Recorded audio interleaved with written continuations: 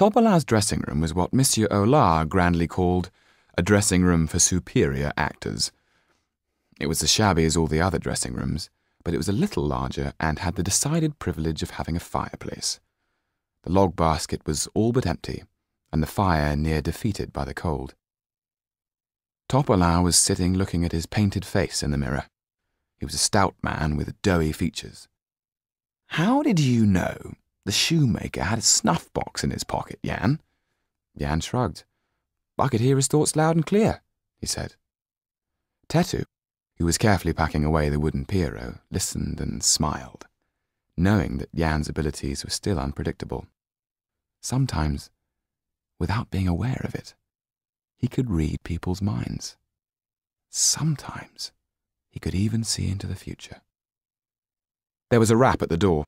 Topola jumped up in surprise, spilling his wine onto the calico cloth on the dressing table so that it turned dark red.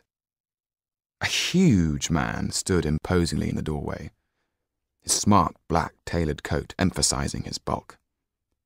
Yet it was his face, not his garments, which caught Jan's attention. It was covered in scars, like the map of a city you would never wish to visit. His left eye was the colour of rancid milk. The pupil, dead and black, could be seen beneath its curdled surface. He was a terrifying apparition. The man handed Topolan a card. The magician took it, careful to wipe the sweat from his hands before he did so. As he read the name Count Kaliowski, he felt a quiver of excitement. He knew that the Count was one of the wealthiest men in Paris. "This is an honour indeed," said Topolan. "I am steward to Count Kaliowski.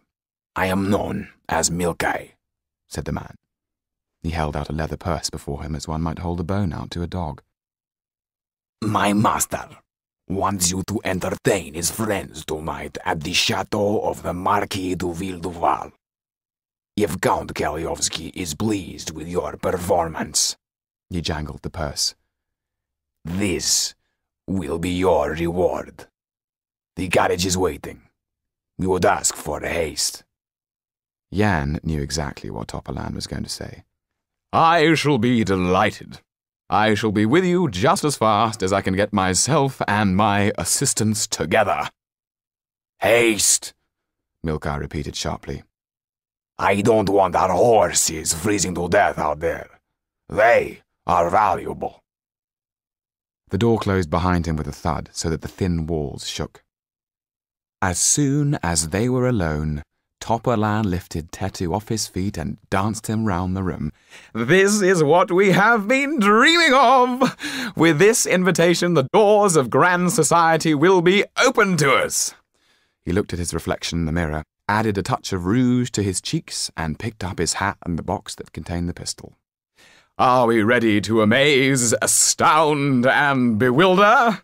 Wait, pleaded Jan. He pulled Tetu aside and said quietly, "When I went to clear up this evening, I heard a voice speaking Romany, saying, 'The Devil's Own is on your trail. Run like the wind.'" "What are you whispering about?"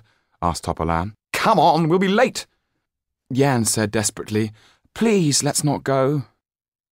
I have a bad feeling." "The boy may be right," said Tetu. "Come on, the two of you," said Topolan. "This is our destiny calling. Greatness lies ahead of us. I waited a lifetime for this. Stop worrying. Tonight, we will be princes." Jan and Tetu knew that it was useless to say more. They carried the long box with the Pierrot in it down the steep stairs, Jan trying to chase away the image of a coffin from his mind. All Topolan was thinking was that maybe the king and queen would be there.